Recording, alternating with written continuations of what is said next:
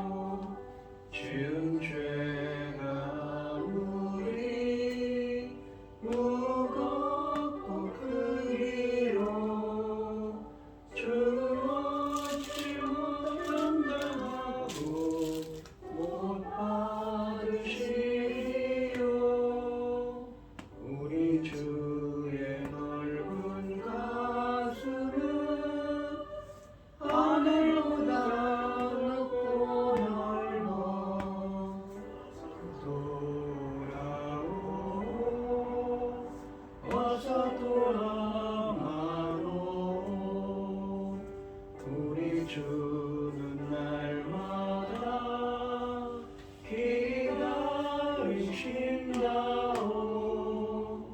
앞마당 문 열어놓고 마음 졸이시며 나간 자식 돌아오기만 밤새 기다리시다오.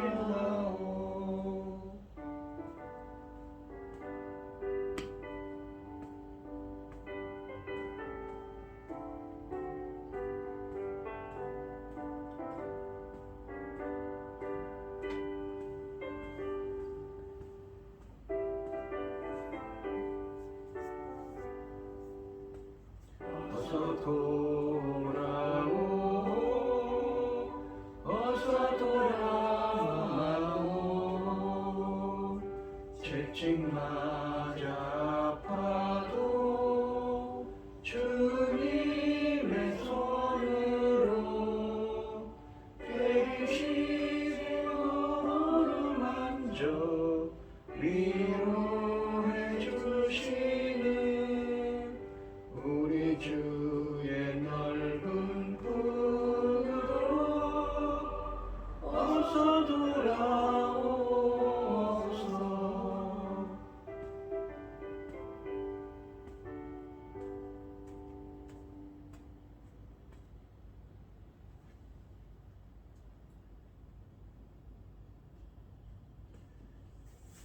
오늘 본문 말씀은 예레미야서 3장 1절로 5절까지 말씀입니다. 예레미야서 3장 1절로 5절입니다. 교독하겠습니다. 제가 먼저 읽겠습니다. 그들이 말하기를 가령 사람이 그의 아내를 버림으로 그가 그에게서 떠나 타인의 아내가 된다 하자. 남편이 그를 다시 받겠느냐? 그리하면 그 땅이 크게 더러워지지 아니하겠느냐 하느니라. 네가 많은 무리와 행음하고도 내게로 돌아오려느냐? 여호와의 말씀이니라. 네 눈을 들어 붉어진 산을 보리. 내가 행음하지 아니한 곳이 어디 있느냐? 네가 길가에 앉아 사랑을 기다리는 사람 같아서 음란과 행악으로 이 땅을 더럽혔도다. 그러므로 단비가 그쳤고 늦은 비가 없어졌느니라. 그럴지라도 네가 창녀의 낯을 가졌으므로 수치를 알지 못하느니라. 네가 이제부터는 내게 부르짖기를 나의 아버지여. 아버지는 나의 청년 시절을 보호자이시니 노여움을 한없이 계속하시겠으며 끝까지 품으시겠나이까 하지 아니하겠느냐. 보라, 네가 이같이 말하여도 악을 행하여 내 욕심을 이루었느니라 하시니라. 아멘. 기도하겠습니다. 온 땅이여 여호와께 즐거운 찬송을 부를지어다. 기쁨으로 여호와를 섬기며 노래하면서 그 앞에 나갈지어다. 여호와가 우리 하나님이신 줄 너희는 알지어다. 그는 우리를 지으시니 우리는 그의 것이니 그의 백성이요 그의 기르는 양이로다. 감사함으로 그의 문에 들어가며 찬송함으로 그 궁정에 들어가서 그에게 감사하며 그 이름을 송축할지어다. 여호와는 선하시니 그 인자하심이 영원하고 그 성실하심이 대대에 이르리로다. 아멘. 천지 만물을 지으신 전능하신 하나님 아버지, 지금 이 지구촌에 무슨 일이 일어나고 있습니까? 어마어마한 일이 일어나고 있지 않습니까? 아버지, 그럼에도 아버지 하나님 이 땅은 이만큼 지켜주시고 계시오니 아버지 감사드립니다. 앞으로도 아버지 철저히 지켜주셔서 이 땅에는 아버지 절대로 어떤 상황이 되든 어떤 일이 있든 아버지께서 지켜주시는 이 나라가 어떻게 당당히 든든히 이겨나가고 있는지를 만천하가 증거할 수 있도록 도와주시옵소서. 전능하신 하나님 아버지, 지금은 중대한 시대입니다. 주님 십자가에 죽으시고 나오는 그 참다운 빛나는 열매들 거두는 중대한 열매 거둘 시대인데, 열매 거둘 말씀을 들고선 사랑하는 종이 말씀을 통하여 아버지께서 받으실 열매들이 넉넉히 나올 수 있기를 간절히 소원하옵고, 이 모든 말씀 억만 죄악 가운데에서 우리를 구원해 주신 예수 그리스도 이름으로 기도드리옵나이다. 아멘. 오늘 본문 말씀의 제목은 재앙만 피하자는 속셈입니다. 지난 시간에 예레미야서 2장 말씀에서 하나님께서는 이 하나님을 버리고 우상을 섬기며 이방 나라들을 의지한 유다 백성들을 심판하시겠다고 말씀하셨습니다. 원래 이 유다 백성들, 이스라엘 백성들은 어떤 존재들입니까? 하나님과 시내산에서 출애굽기에 보시면 하나님께서 그들을 끌어내시고 그들을 선택하시고 하나님과 언약을 맺은 언약 백성이었습니다. 언약, 계약이지요. 하나님과의 언약, 계약을 맺고 그 말씀을 지키겠다고 했습니다. 하지만 그 언약의 조항들을 어겼기 때문에 그들에게 심판의 말씀을 합니다. 오늘 본문 말씀에서도 이 어휘 가운데 들어있지만 행음하다 이런 표현을 쓰는 이유는 이 하나님과 성경은 하나님과 언약 백성의 관계를 결혼 관계로 설명합니다. 제가 예레미야서 설교에서 계속 말씀드렸지요. 예수님은 신랑이고 교회는 신부라는 표현이 에베소서 5장 32절 말씀에 쓰여져 있습니다. 그런 것처럼 이 이스라엘은 하나님의 신부였습니다. 하나님의 신랑이었고요. 그런데 그 언약 관계를 배반하고 우상 숭배를 하는 것을 행음하다, 음란을 행하다라고 표현하고 있는 것입니다. 오늘 본문 말씀에서는 이 이혼에 관한 율법 규정을 언급하시면서 하나님은 그의 논쟁을 이어가고 계십니다. 누구와의 논쟁입니까? 바로 이스라엘 유다 백성이, 정확히 얘기하면 유다 백성이지요. 하나님이 내리시는 재앙으로 인해 유다 백성은 다시 하나님께 돌아오겠다고 합니다. 그런데 하나님은 그들의 악한 행위를 멈추지 않은 채 말로만 돌아오겠다고 하면서 하나님의 보호를 구하는 것은 단지 재앙만 피해보자는 뻔뻔한 속셈이라고 말씀하고 계십니다. 1절 말씀해 보시면 그들이 말하기를, 그들은 누구입니까? 바로 유다 백성들이지요. 가령 사람이 그의 아내를 버림으로 그가 그에게서 떠나 타인의 아내가 된다 하자 남편이 그를 다시 받겠느냐? 그리하면 그 땅이 크게 더러워지지 아니하겠느냐 하느니라. 네가 많은 무리와 행음하고서도 내게로 돌아오려느냐? 여호와의 말씀이니라 라고 되어 있습니다. 하나님은 이혼한 여인에 관한 율법 규정을 언급하시면서 우상 숭배에 빠진 유다 백성이 여호와께 돌아오려고 하는지를 묻고 계십니다. 상반절에 보시면 그들이 말하기를, 가령 사람이 그의 아내를 버림으로 그가 그에게서 떠나 타인의 아내가 된다 하자 남편이 그를 다시 받겠느냐? 그리하면 그 땅이 크게 더러워지지 아니하겠느냐 하느니라 라고 되어 있습니다.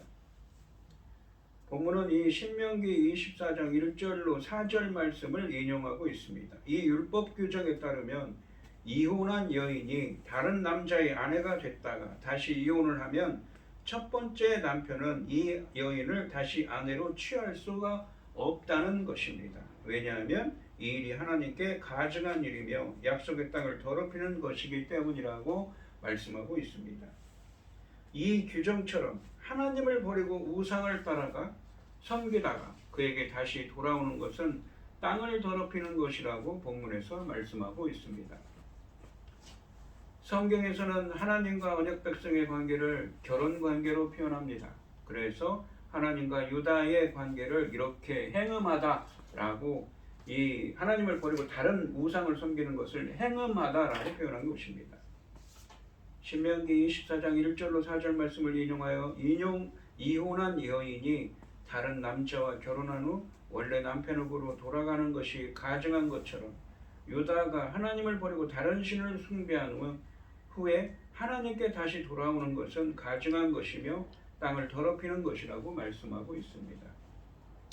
하반절에 보시면 네가 많은 무리와 행음하고서도 내게로 돌아오려느냐 여호와의 말씀이니라 라고 되어 있습니다.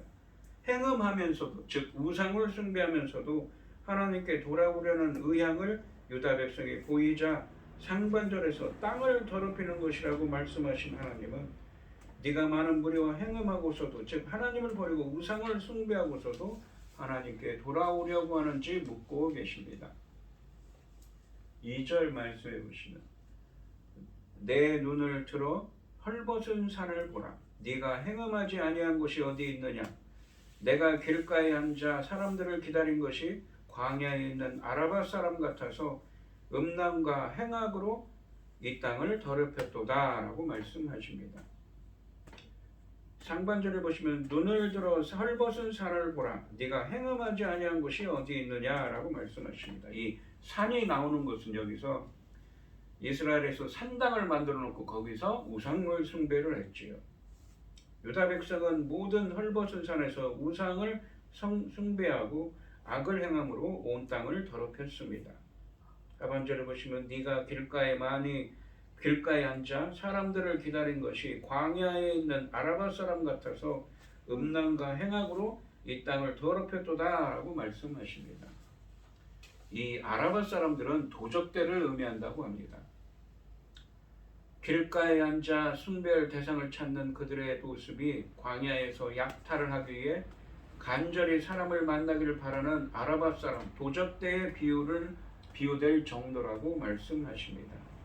유다 백성이 하나님께 돌아오겠다고 하는 이유는 단지 재앙의 고통을 면하려고 하는 것 뿐입니다. 3절 말씀해 보시면 그러므로 단비가 그쳤고 늦은 비가 없어졌느니라. 그렇게라도 네가 창녀의 낯을 가졌으므로 수치를 알지 못하느니라 라고 말씀하십니다. 그러므로라는 것은 결론이죠. 앞에가 원인이 되어서 그러므로 무엇입니까? 앞에서 그 행음을 하고 하나님이 아닌 다른 산을 섬기고 다녔습니다. 하나님께 이 영광이 되지 못했죠. 이 땅을 더럽혔다고 말씀하셨습니다. 그래서 어떻게 하십니까? 단비가 그쳤고 늦은 비가 없어졌느니라 라고 말씀하십니다. 이 성경에 보시면 특히 열왕기서에 보시면 역대하에 보시면 이 이른 비와 늦은 비라는 표현이 나옵니다. 이스라엘 땅은 4월 우리의 그 월 개념으로 보시면 4월과 5월경부터 10월 달까지가 어떤 계절이냐면 우기입니다. 우기. 아니 10월 그러니까 10월부터 이듬해 4월과 5월이 우기입니다. 그런데 나머지 기간은 무엇입니까? 건기입니다. 그런데 그 건기 동안에는 무엇입니까? 비가 한 방울도 내리지 않습니다. 그래서 무엇입니까? 아침에 그 나뭇잎에 맺힌 이슬도 굉장히 귀하게 생각하고 있었지요. 그들이 농작물을 기르려면 무엇이 필요합니까? 처음에는 씨를 뿌렸는데 싹이 틔워야죠. 그럴 때는 이른 비가 필요합니다. 그리고 또한 그 자라는 식물이 열매 맺기 위해서는 4월과 5월에 늦은 비가 필요합니다. 그래서 성경에서는 이런 이른 비와 늦은 비가 무엇입니까? 바로 하나님의 은혜를 상징하고 있는 것이지요. 여기서도 단비라고 되어 있는데 늦은 비가 되어 있습니다. 이것도 하나님의 은혜를 상징합니다. 그런데 그것이 그쳤다는 것이죠. 왜요? 그들의 우상숭배 때문입니다. 상반절에 보시면 그러므로 단비가 그쳤고 늦은 비가 없어졌느니라 라고 말씀하십니다. 이런 유다의 우상숭배 때문에 하나님은 기근의 재앙으로 그들을 심판하셨습니다.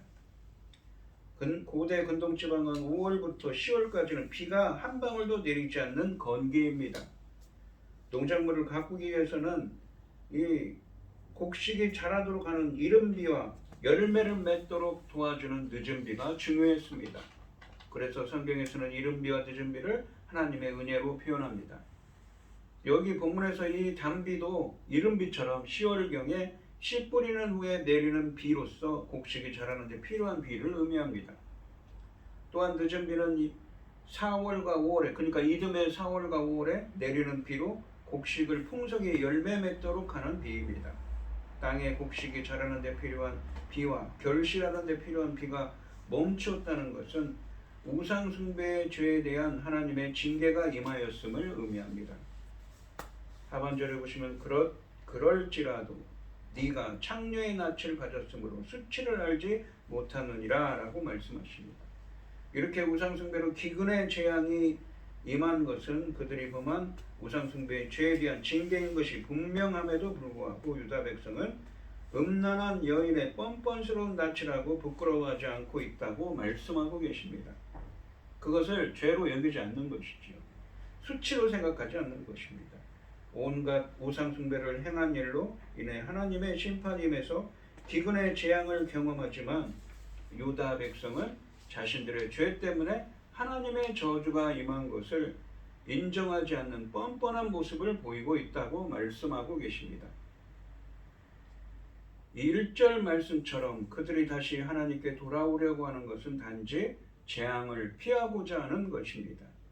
재앙만 피하고자 하나님께 돌아오겠다고 말하고 있는 것입니다. 그러면서 실제는 어떻습니까? 그 우상숭배를 계속하면서 무엇입니까? 뻔뻔하게 수치를 알지 못하는 뻔뻔하게 그 일을 계속 하고 있다는 것이죠. 이렇게 하나님의 징계가 임했을 때 돌아오겠다고 하면서도 계속 우상숭배를 하고 있는 것입니다. 4절 말씀해 보시면 네가 이제부터는 내게 부르짖기를 나의 아버지여 아버지는 나의 청년 시절의 보호자이시오니 라고 말씀하십니다. 그러니까 하나님의 재앙이 내리니까 뭐라고 합니까? 아버지시라고 하나님은 이제서 이 청년 시절의 보호자라고 얘기합니다. 보호자라고 번역된 히브리어는 친구를 의미합니다. 단짝이라는 것이죠. 보호자로 번역된 히브리어는 친구, 단짝을 의미합니다. 유다 백성이 하나님을 다시 찾는 것은 예레미야서 2장 27절 말씀에 언급한 것과 같은 맥락입니다. 하나님을 떠난 자들이 재앙이 닥치자 그들이 범한 우상 숭배 때문이라는 생각은 하지 않은 채 하나님께 그럴듯한 말로 도움을 구하면 된다고 생각하고 하나님을 나의 아버지로 부르면서 친근감을 나타내고 청년 시절부터 친구 단짝이었다고 말하며 애정을 표현한다는 것입니다. 그러니까 지금 겪고 있는 고난만 피하면 된다고 생각하는 것이죠. 그러면서 악은 계속 행하고 있는 것입니다. 5절 말씀해 보시면 노여움을 한없이 계속하시겠으며 끝까지 품으시겠나이까 하지 아니하겠느냐. 그렇게 악을 행하면서 우상을 숭배하면서도 주님은 저의 아버지이십니다. 주님은 청년 시절에 제 친구 단짝이지 않았습니까? 라고 말하면서 그 고난만 넘기려고 하고 있습니다. 잠깐. 그러면서 이 기근의 고난을 하나님이 주시는 징계를 계속하시겠으며 끝까지 그러한 고난의 마음을 품으시겠습니까? 라고 묻고 있는 것입니다. 보라 내가 이같이 말하여도 악을 행하며 내 욕심을 이루었느니라 하시니라 라고 되어 있습니다. 상반절을 보시면 노여움을 한없이 계속하시겠으며 끝까지 품으시겠나이까 하지 아니하겠느냐 라고 말씀하십니다. 4절 말씀처럼 아버지라고 부르고 단짝이라고 하는 말을 들으시는 하나님이 끝까지 화를 내시겠느냐라고 생각한다는 것입니다. 하반절에 보시면 보라 내가 이같이 말하여도 악을 행하여 내 욕심을 이루었느니라 하시니라 라고 되어 있습니다. 4절 말씀처럼 아버지라고 부르고 친구 단짝이라고 하는 말을 들으시는 하나님이 끝까지 화를 내시겠냐고 생각하지만 다른 한편으로는 할 수 있는 모든 악을 행하고 있다고 말씀하고 있는 것입니다. 그러니까 지금 겪고 있는 고난만 넘기면 돼. 그러니까 하나님께 돌아가겠다고 하죠. 그러면서 다른 한편으로는 악을 계속 우상을 숭배하고 악을 행하고 있는 것입니다. 하나님은 유다 백성이 아버지라고 부르고 단짝이라고 하는 일을 들으시는 하나님이 끝까지 화를 내시겠냐고 생각하는 것을 지적하시면서 악을 포기하기는 싫고 단지 심판의 고통만 당장 벗어나려고 하는 속셈일 뿐이라고 평가하고 계신 것이지요. 실제적인 삶의 변화가 수반되지 않은 말로만의 돌아옴은 하나님의 마음을 결코 움직일 수 없습니다. 오히려 자신의 추악한 속셈만을 드러낼 뿐입니다. 유다 백성의 이런 말과 태도에서 하나님의 진노를 가볍게 생각하는 안일함과 영적 불감증 그리고 그럴듯한 말과 함께 돌아온다고만 하면 된다는 이 이기적인 판단을 보게 되는 것이지요. 재앙이 임하면 그 고통 때문에 유다 백성은 하나님을 아버지라 부르고 그의 도움을 청합니다. 하지만 실제로는 말뿐이고 자신들의 악에서 돌이킬 생각은 없습니다. 왜냐하면 여전히 할 수 있는 악을 행하기 때문입니다. 하나님은 단지 재앙만 피하고 보자는 그들의 이기적인 속셈을 지적하고 계신 것입니다. 오늘 본문 말씀해 보시면 온갖 우상 숭배를 행한 일로 인해 하나님의 심판이 임해서 기근의 재앙을 경험하지만 유다 백성은 자신들의 죄 때문에 하나님의 제도가 임한 것을 인정하지 않는 뻔뻔한 모습을 보입니다. 그들이 다시 하나님께 돌아오려고 하는 것은 단지 지금 겪고 있는 재앙을 피하고자 하는 것뿐입니다.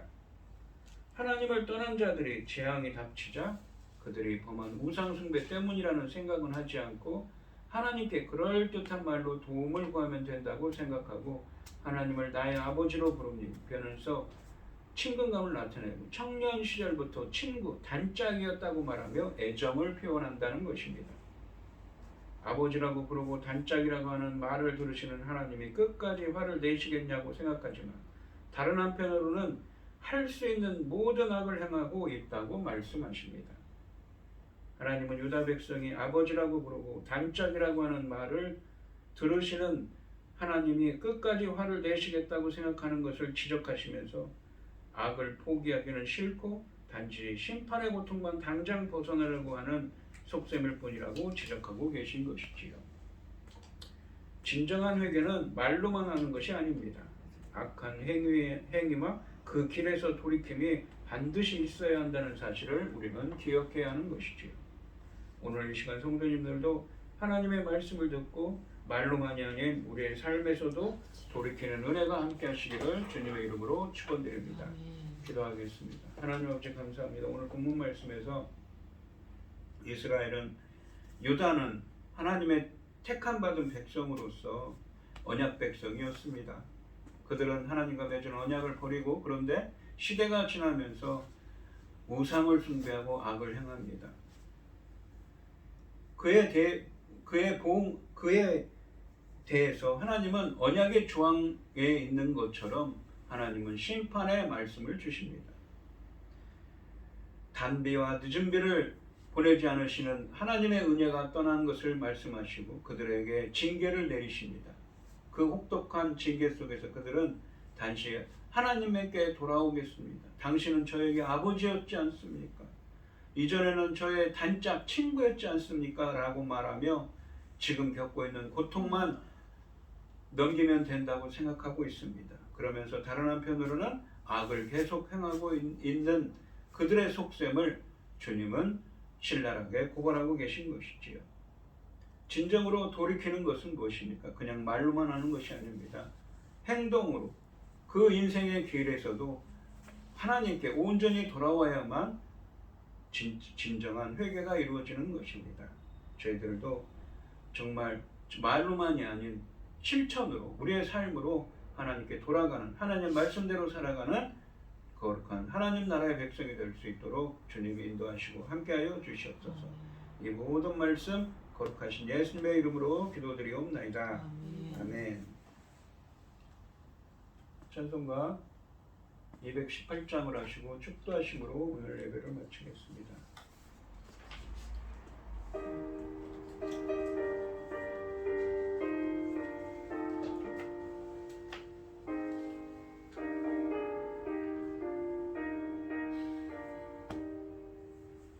내 맘과 정성을 다하여서 주 너의 하나님을 사랑하라. 내 몸을 아끼고 사랑하듯 형제와 이웃을 사랑하라. 주께서 우리에게 명하시니 그 명령 따라서 살아가리. 널 미워 해치는 원수라도 언제나 너 그렇게 사랑하라. 널 핍박하는 자 위에서도 시시한 마음으로 복을 빌라. 주께서 우리에게 명하시니 그 명령 따라서 살아가리.